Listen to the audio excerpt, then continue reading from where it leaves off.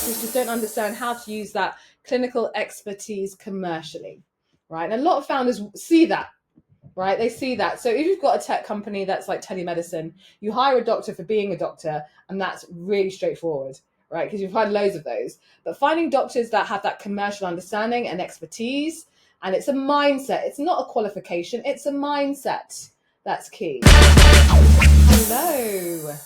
Hello, and welcome to today's episode of The Power Shift, where I will be talking again about how doctors can demonstrate and create huge value, particularly in the health tech industry setting. So I'm actually doing this episode because I came across a post on LinkedIn fairly recently, which just really illustrates the problem, right? So if you are a doctor, right, and you are looking to join a health tech company, like, this is something you need to listen to, right? So we had a doctor who went to a very well-known conference not that long ago, and was like, I was talking to a health tech founder, and they were like, I just don't understand like what value clinicians bring at the stage in our product. We've gotten this far, we've raised a lot of money, we've even sold some stuff, and clinicians are expensive, particularly doctors.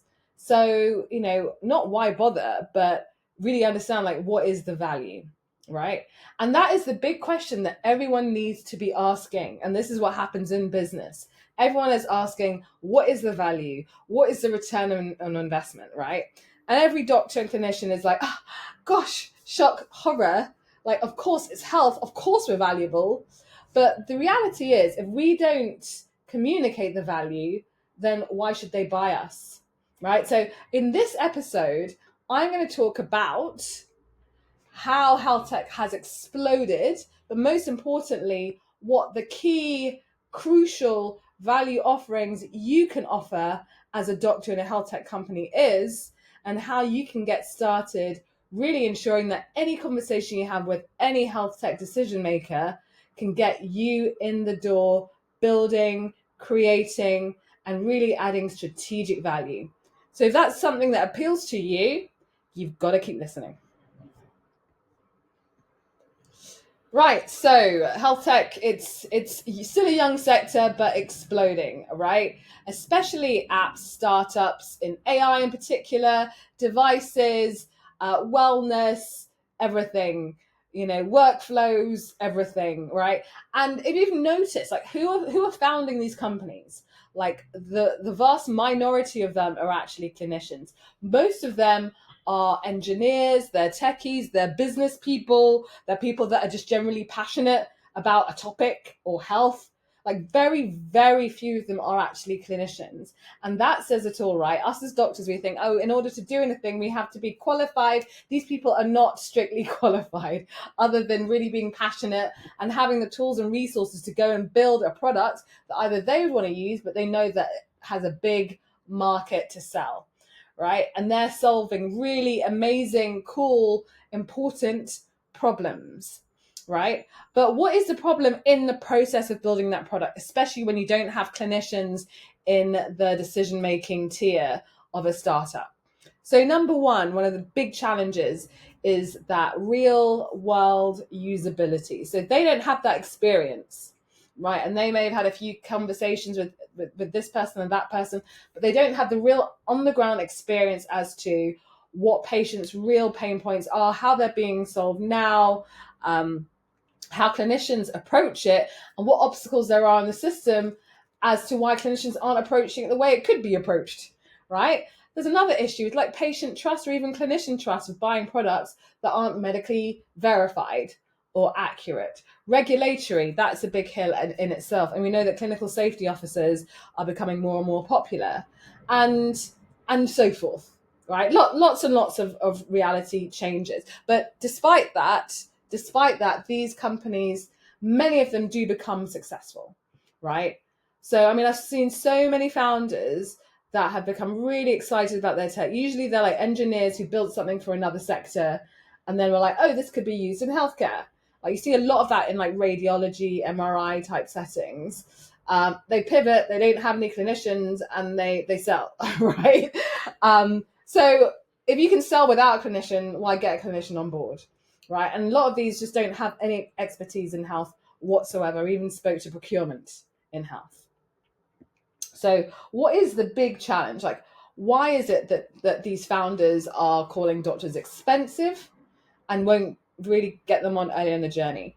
So we have a fellow on our program who was approached by a non-doctor to basically build a product, right? That's how it came out. Initially, they were like, oh, I really want to help you with the element of this business that I'm building. But then it turned out that actually they needed the doctor to actually create the product, right? And they said, I'm really sorry, I don't have any money for you right now. We've spent that money on tech, on website, on way other things, but we don't actually have a product. And we need you to build the product. And we can't pay you right now, but do you want to come on and get some equity? And safe to say that fellow was like, no, I don't know you. No, right?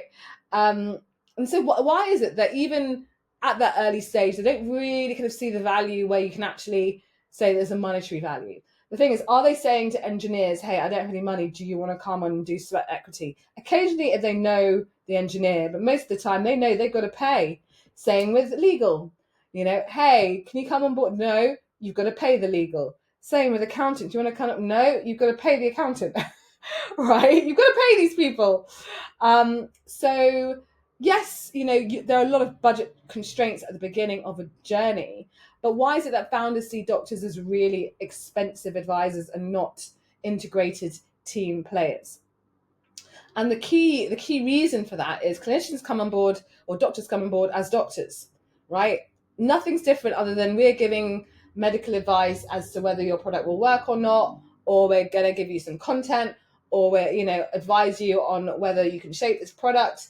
But doctors rarely come on board unless they've had previous experience understanding like business, understanding how to build a product in a business and that you can actually sell. So it serves the patient need or the clinical need, and it sells and it's scalable, right? And so most doctors just don't understand how to use that clinical expertise commercially, right? And a lot of founders see that, right? They see that. So if you've got a tech company that's like telemedicine, you hire a doctor for being a doctor, and that's really straightforward, right? Because you've had loads of those. But finding doctors that have that commercial understanding and expertise, and it's a mindset. It's not a qualification. It's a mindset that's key.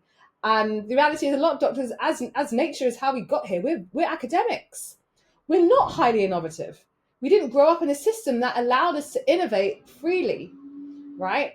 And it's so important that you realize that is the gap that's happening right now. And the worry I have is that gap is going to continue to widen, where you've got clinicians being clinicians, you've got health tech founders being health tech founders, and there's no one really to bridge that gap seamlessly. Because at the end of the day, that integration, that like intersection is key in how our health care develops for the future, right? So what's the cost of not having a doctor? So we've seen lots of successes of companies that don't have doctors, at least early on. But there's actually a lot of wastage in that journey. There's a lot of time spent in that journey. You don't see the companies that don't succeed, right? Because they don't succeed, right? So there are so many startups that you'll never hear of because there was like no clinical input at the beginning. They weren't able to raise any money and kaput, right? Regulatory is a big blocker for a lot of these companies, something you just can't overcome without a clinician or a doctor. And these are challenges that can absolutely be prevented if you get someone at the beginning. For example, we have a fellow who advises VCs, investors, on their investments to say, hey, is this a medically credible product that the NHS would buy or the healthcare system would buy, or is it not? Right? And so they're literally, yes, it is, or no, it isn't, right? Saving these investors millions and millions and millions of dollars or pounds, right? So, but the reality is, what you'll see is that most investments, most VCs, most private equity do not have a clinician or a doctor at that stage to be like, yay or nay. Isn't that a bit shocking? So you can imagine, you've got these companies that are growing, that are funded, that don't have that clinical input, and end up falling on their faces, basically. And the input needs to happen early, not later on down the line, when it's actually more expensive to fix things when it would have been at the beginning, right? And when they actually start to sell their products to healthcare, that's when they realize, we need to actually have a credible clinician at the senior level in the C-suite who will actually help sell the product. So not like we've got them on a pitch deck, actually come and talk about the product and like advocate for it, right? And because you need that credibility with buyers, any healthcare provider, right? Pharma, patients, right? That is the cost. And the cost is millions as a minimum, So I want to talk to you about if you come up with resistance where health tech founders like, I don't really understand what value you're going to bring. I'm going to give you some key 3 crucial value offerings that you need to be clear on for yourself as what you will be bringing, regardless of the role, to a health tech company. So if you ever get, and the first thing is, if you ever get into a position where you have to convince a health tech company, step back and remember, you do not convince, because convincing means that you've got to educate. And as we all know, education takes time. It takes time, and that person needs to actually, or company needs to be in pain, as in they've struggled substantially, and that they need to come to the conclusion that they need you. So if you have to get to a point of convincing, you're not going to win at that point. Maybe later on, but not at that point. So even going into it with this mindset that you're not there to convince, you're there to educate for the longer term, then you probably won't get all flustered and like, oh gosh, why don't they get it? Am I going to get this job? Am I going to get that opportunity? They're just not there yet in the mindset. But you can still have that conversation and coach them into getting to the point that they need to get to for their own product and their own success, right? So that's the key thing. But anyway, what is it that you can bring as a doctor to health tech companies? So one, as we all know, the clinical insight, the real world relevance, on the ground, this is what actually happens. This is what GPT says, but this is what actually happens. The workflow, the reality of who actually does what, the patient journey from end to end, the risk associated with the clinical practice, and the risk associated with building something that no one is going to use, right? So no founder wants to be the one who built the shiny app that does everything that no one is going to ever use, right? A doctor will be able to tell you this is actually going to be adopted. This is actually really valuable. This is actually what our patients we need. And remember, doctors pretty much tell patients, okay, I see you've got a problem. This is what we prescribe. And generally most patients will take it because, that's why they go to the doctors. They want to get advice, right? So that's really important to doctors. We have a lot of power, right? We have a lot of power that we are completely leaking out of our ears right now. So number one, the clinical insight. 2, it's that credibility and that trustworthy factor, right? So we are not regulated for no reason, right? And this is one of the things, we're regulated every year. We have to do an appraisal. We are trustworthy citizens, right? And so we're trustworthy in industry amongst investors, healthcare provider buyers, NHS buyers, other clinicians. Having a doctor is like trust.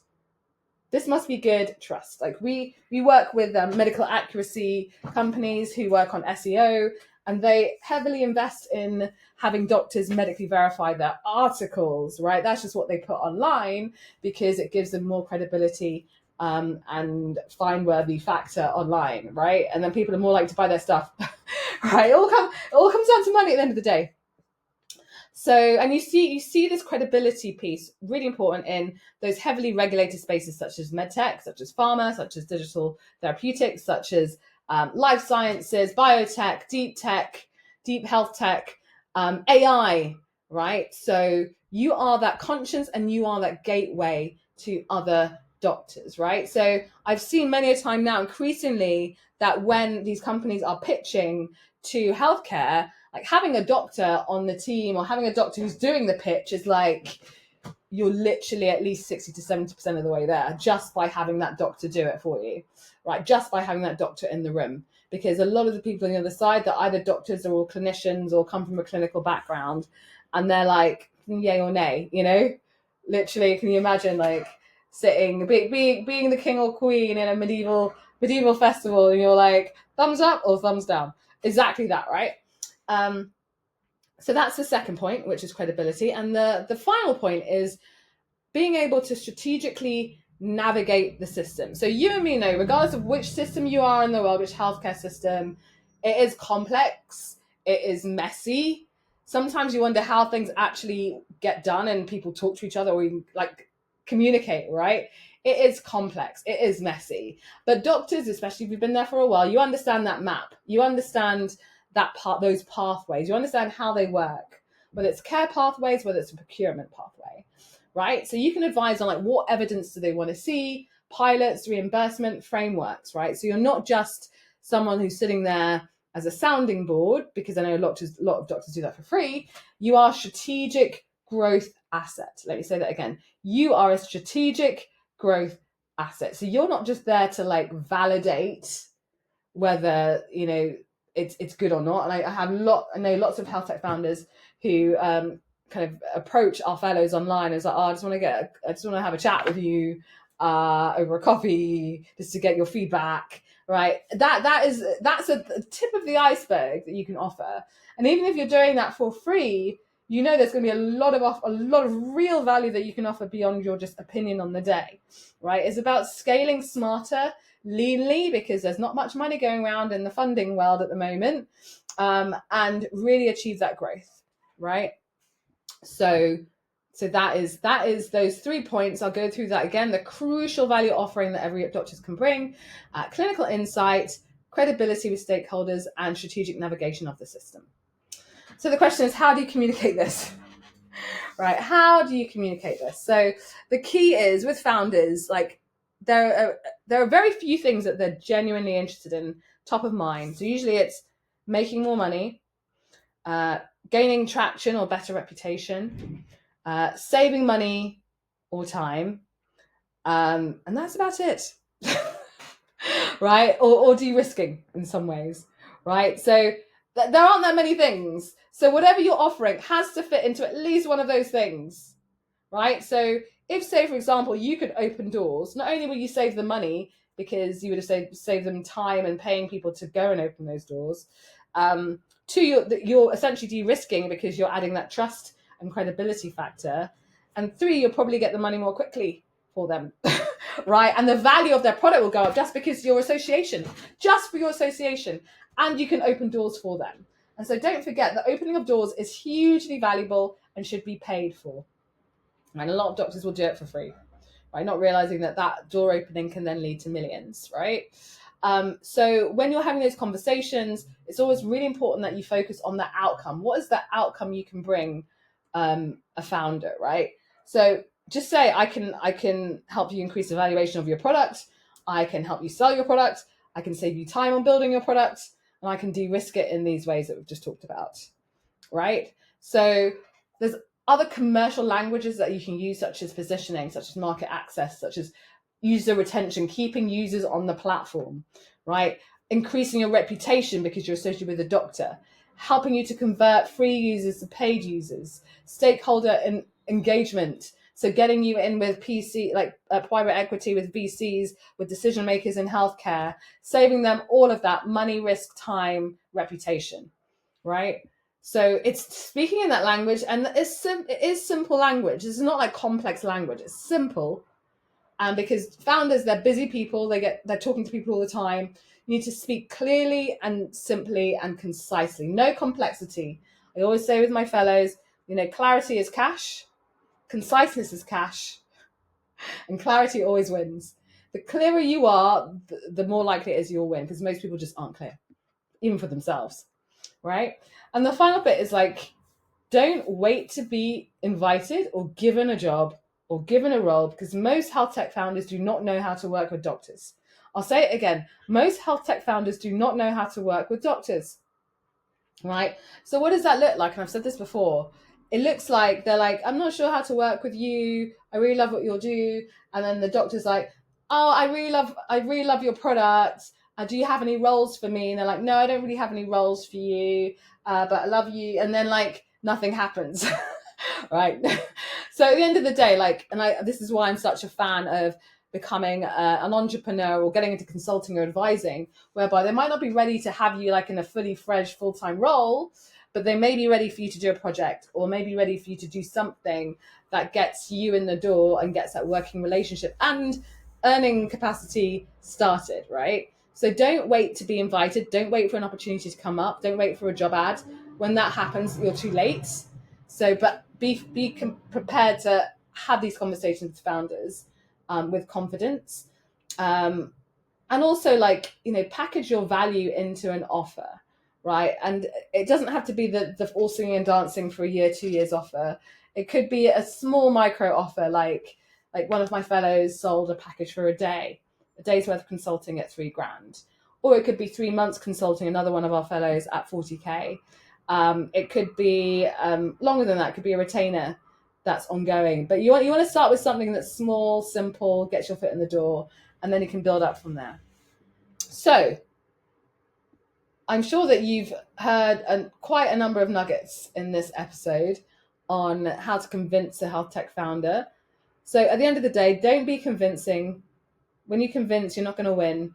You need to start gently educating and really demonstrating your premium positioning, your value first positioning, and use one of those 3 crucial offerings that every doctor brings, which is clinical insight, credibility and trust, and the ability to strategically navigate the system and open doors. Learn how to actually speak to a founder about this, and don't come at it I'm going to sit down and teach you. No teaching is needed. The founders need to get to a point, unfortunately, this is the reality of it, need to get to a point where they hit those blockers, right? So remember, if founders have gotten to where they've gotten to without you, why would they want to pay for you? Unless they're forced to. So usually regulatory, usually they're struggling to fundraise, or other issues to do with the quality of the product or retention or even competition, right? It's only when they struggled that they then will say, okay, we need to get doctors involved, right? Only when they struggled. So if they're not struggling, you're not going to win because the pain is not there. But be there, keep in touch, keep pushing in their doors, and once they get there, you will be the first one they will call. So if you found this episode valuable, obviously subscribe, leave a review, but most importantly, if you are looking to not do this on your own, like most doctors who don't succeed, and you really want those ongoing support, those strategy, the goals, the momentum, and develop your industry career faster so you're not wasting time and losing money that way, then learn more about our incredible Doctors in Industry program.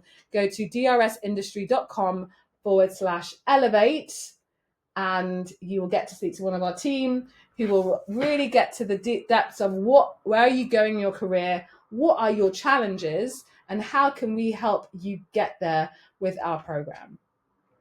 So lots of exciting things to do, and I'll see you in the next episode.